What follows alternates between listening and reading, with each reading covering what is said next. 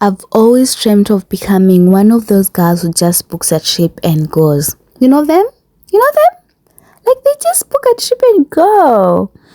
Honestly, not because everything in life is figured out, but because sometimes the best way to grow is to step in a place you've never been before. For me, this time, that place was Kotor, Montenegro, which is a touristic city and a small coastal town surrounded by mountains, old stone streets, and some of the bluest water I've ever seen. In this video, I'll be exploring Kotor, so subscribe if you haven't because you're gonna miss a lot if you don't subscribe. Like, share, and comment. So let's get started, innit? It took us 1 hour from Budva to Kotor because there were some constructions happening in the road which made it, that long.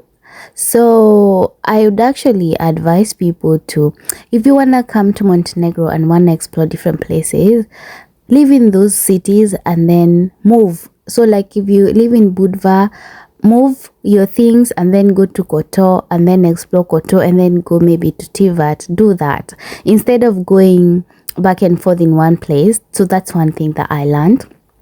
And so when we arrived here, we didn't really have like a very strict plan.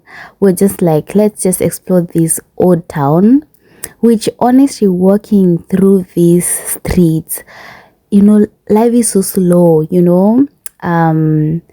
just looking at the narrow streets, the stone buildings, the little cafes that are tucked in away between these ancient walls. Honestly, I think just walking in this old town, it made me feel like I was stepping in another era. I just wanted to wander, get lost, and just enjoy the ambience of this town at a pace. The main activity wanted for this trip in Kotor was to take a boat trip to Blue Cave, to Submarine base, and also visit the Lady of Rocks. And this is the meeting point. So you need to meet here 30 minutes, at least 30 minutes before the starting. And then also, for me, I'll just advise you, if you have a car, or just get here 1 hour before so that you get to navigate this place and also enjoy the atmosphere and the area. So for us, we arrived quite early and we spent time exploring this place and also taking lots of photos, because why not? And oh my god, can you imagine living here? The green, the waters. I just feel like there's so much oxygen here. I feel like it would be such a peaceful way to live in such a beautiful scenery, to be honest. What do you think? I love nature and I like to be surrounded by nature, and this made me so happy, to be honest. The fact that I haven't seen such a thing in a long time. So this was definitely worth it. And then after taking our photos, we boarded our boat and headed off, which was quite fun.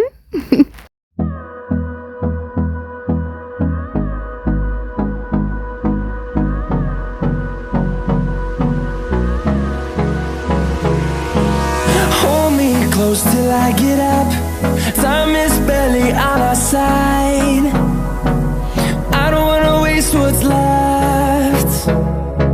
The storms we chase are leading us, and love is all we'll ever trust. Yeah, no, I don't wanna waste what's left. And on we'll go, through the wastelands, through the highways, till my shadow turns to sun rays. And on we'll go, through the wastelands, through the highways, and on we'll go.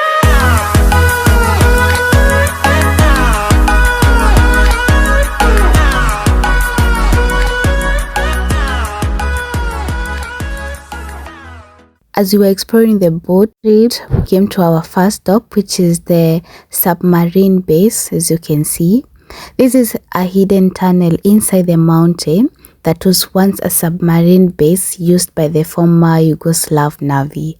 Submarines could enter directly from the sea and remain hidden from view, making it an important military facility during its time. And now it's silent, no military activity, no submarines coming and going, just visitors passing through curious about the stories these walls could tell. And to be honest, I always find it interesting how places evolve. What was once built for secrecy and defense has become something people travel across the world to learn about. Our next step was Mamula Small round Island. fortress rising from the sea, but this island carries centuries of history.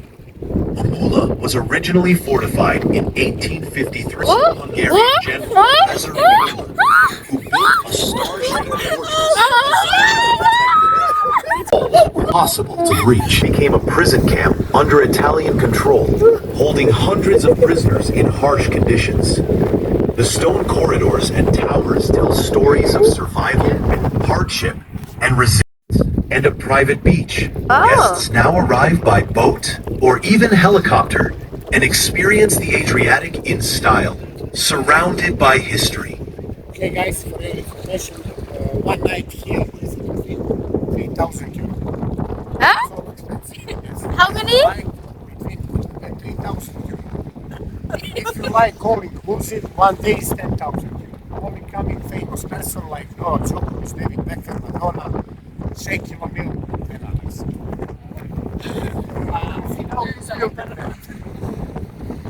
That is women based. That time. This is for men, this is for women. Oh! That time. Okay, now between Mamula Island and this prison, like the middle is border of Montenegro and Croatia. This is Croatia. Oh! A little bit geography. Yes. When I was from here, it's been most kind of this prison is Dubrovnik port. You know what is Dubrovnik? Dubrovnik, Croatia. Yes, it's Croatia. 8 hours straight like this is Italy, and 4 hours on the south is the last hour city named Uci, after Uci start Albania. Oh! Okay, passport to give it. Thank you! Okay, now we can next stop will be Blue Cave. Our next stop was the Blue Cave. Unlike the submarine tunnel and the Mamula Island, this was naturally formed. It's a natural sea cave that formed over thousands of years as waves gradually eroded the limestone cliffs of the Rustica Peninsula. This Adriatic Sea slowly carved out the cave, creating the openings that boats can enter today. So the Blue Cave gets its name from the incredible blue glow that fills the cave. Sunlight enters through the cave openings and reflects through the seawater and off the seabed, causing the entire cave to light up in brilliant shades of blue, as you can see. So depending on the time and weather conditions, the effect can look almost unreal, and that can look different in different times of the day. Today, the Blue Cave is one of Montenegro's most famous natural attractions.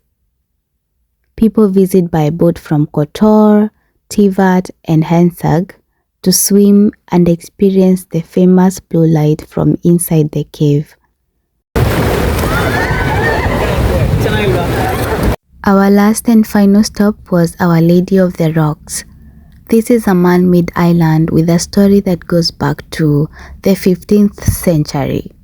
According to the local tradition, two sailors from Peras found an icon of the Virgin Mary on a small rock in the sea after surviving a storm. Believing it to be a sign, the people of Peras began dropping stones in the water at the spot. And over generations, sailors continued this tradition, gradually creating artificial island. A church was eventually built there as a place of worship and gratitude. And today, Our Lady of the Rocks is one of the most famous landmarks in the Bay of Kotor. It remains an active Catholic church and museum, welcoming visitors from around the world. As a reflective person, what moved me most wasn't the church itself, it was the story behind it, because this island is a proof that remarkable things are rarely built all at once. They are built through small acts, repeated over time, or call it consistency. I think about that a lot in my own life, the career I'm building, the dreams I'm chasing, the person I'm becoming. Most effort seems small, but maybe that's how beautiful things are created. Not in one grand moment, but stone by stone, day by day. And maybe one day, just like this island, we look back and realize we were building something extraordinary all along. On our way back, the weather changed completely, the wind picked up, the boat was moving differently, and we were getting soaked as water kept splashing in. I tell you, there's just something humbling about that kind of experience where you realize that you're so small in front of nature and all you can do sometimes is just hold on and trust that it will pass. After a while, the water softened and the wind eased, and that's when you're given a chance to drive the boat. And for someone who tries to say yes to experiences, I didn't even think twice. I got behind the wheel and for a few minutes I was actually driving through the Adriatic Sea, and somehow that moment became one of the best highlights of the entire Kotor trip, guys. What made it even more special was the person who captured it. The boat driver didn't just do his job, he genuinely wanted us to experience it, to have that memory, to take that moment in with us, and I'm forever grateful. Afterwards, I had really nice street food. This was maize corn. It felt really good. It was really good. And then we came back to the Budva Hotel after long hours of drive. That's why I recommended live in one place and explore that place to avoid the commuting stress. So we decided to come to this beautiful hotel which had beautiful views and also good food. I had a steak. My friend had the best steak or meat. That's the view from inside. It's really beautiful. The atmosphere, the vibes, 100%. This is how it looked from outside. The place was Vista. This is the views and the vibe and everything. So thank you for watching my video. See you in my next Montenegro vlog. Bye bye.